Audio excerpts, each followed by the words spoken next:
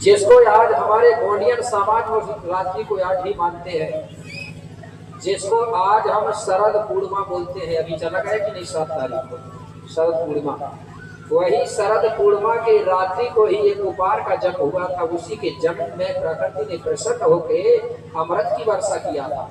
इसलिए आज भी हमारे गोंड लोगों को देखना, कुछ लोग शरद पूर्णिमा को रात्रि के दिन कटोरा में दूध भर के और थोड़ा सा शक्कर डाल के आज भी खुले आसमान में बाहर छत में रख देते हैं, रात भर उसको रखा रहने देते हैं और सुबह गुरु की पूजा पाठ करके, कुपार बाबा की पूजा करके या हमारे भुट्टा बुढ़ुआ की पूजा करके उसी दूध को शक्कर वाला सब लोग प्रसाद बांट के उसको थोड़ा थोड़ा प्रसाद के रूप में ग्रहण करते हैं।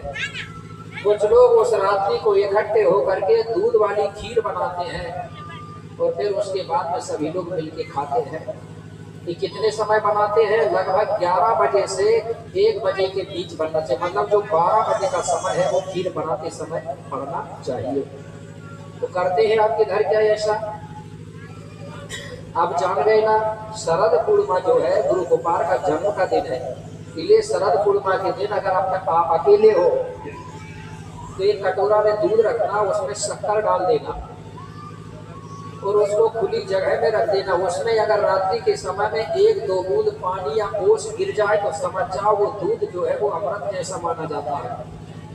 या सभी लोग इकट्ठा करना चाहते तो सभी लोग 10-10, 5-5 चंदा लगा के तो रात्रि के समय में खीर बनाना दूध वाली। उसके बाद में सब लोग फिर उस खीर को प्रसाद के रूप में बांट के खाना। इससे हमारे शरीर में जो भी समस्याएं होती हैं, कुछ समस्याएं हट जाती हैं। ठीक है, आज भी करते हैं बहुत जगह लोग। तो एक दिन वही है जिस दिन हमारे कुपार बाबा का जन्म हुआ था, शरद पूर्णिमा को।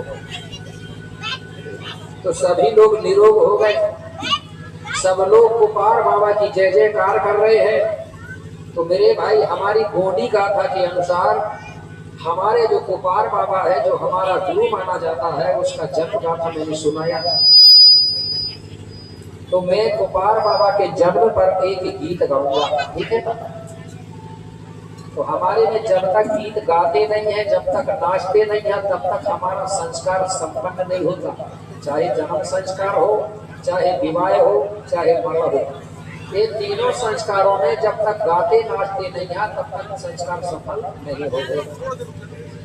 तो मैं आपको एक गीत सुना रहा हूँ। और हमारे जो राजा रानी है ना, हमारे जो राजा रानी है, कम से कम राजा रानी आकर के कुपार बाबा का फोटो है, वहाँ हल्दी चावल लेकर के, महुआ फूल लेके और मिन्नत करके रखेंगे। कैसे मिन्नत करोगे कि हे बाबा कुपार, हमारे तन में मन में धन में वास करना, हमारी खेती में, बाड़ी में, धंधा में, व्यापार में, नौकरी में, चाकरी में सदैव बरकत बढ़े, हमारे बेटा बेटी अच्छे पढ़े, हमारा परिवार सदा सुखी रहे। ऐसा करके आप मिन्नत करके कुपार बाबा के सामने हल्दी चावल रखेंगे तो बाबा कुपार का दर्शन करेंगे। ये फोटो हमारे में दर्शन के लिए रखा जाता है, ठीक है ना? दर्शन करने से होता क्या है? दर्शन करने से हमारे आत्मा मन को शांति की प्राप्ति होती है, ठीक है ना?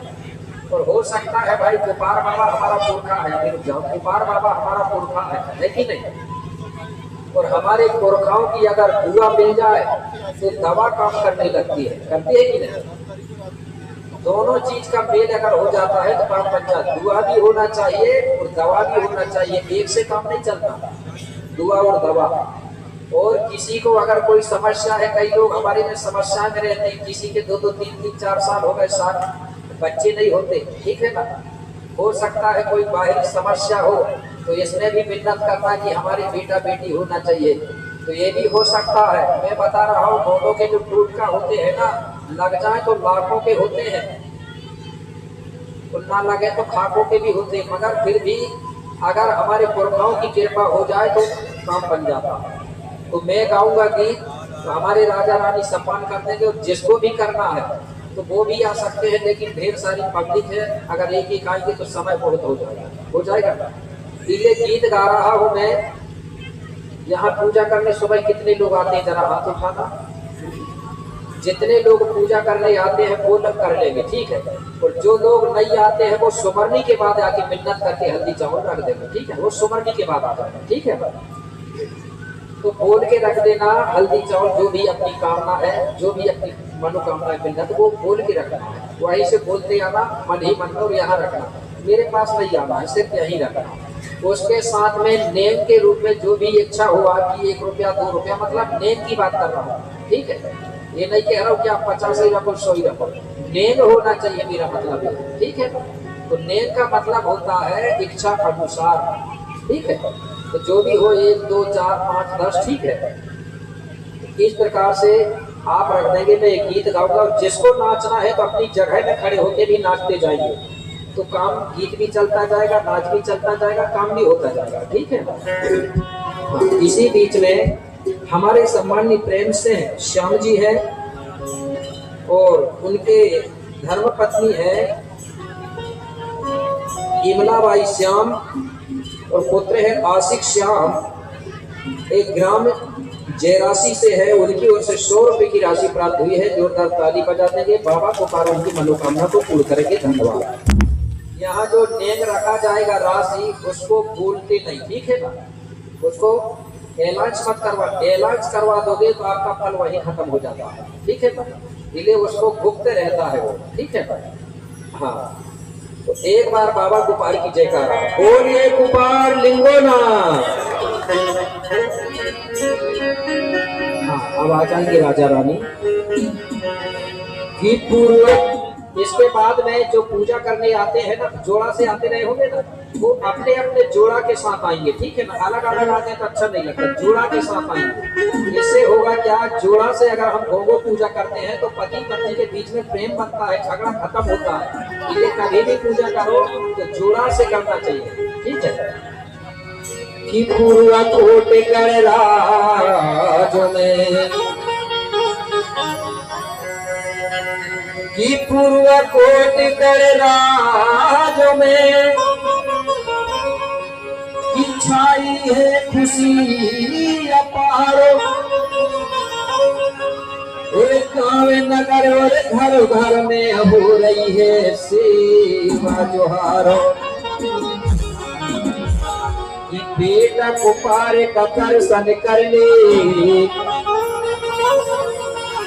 कि बेटा कुपार का दर्शन करने, कि मन मेरो ललचाए। चलो सगाजन दर्शन करने की जीवन सफल हो जाए। गोपाल बाबा से भी मैं आपके लिए कामना करता हूँ, हे बाबा गोपाल, जो भी आपका दर्शन करेगा और मिन्नत करेगा उनकी कामना को पूर्ण करना, ऐसे में आपसे निवेदन करता हूँ। अरे पुलिस के दर्शन चाहिए, पुलिस के हाथ में भयो, चलो दर्शन चाहिए।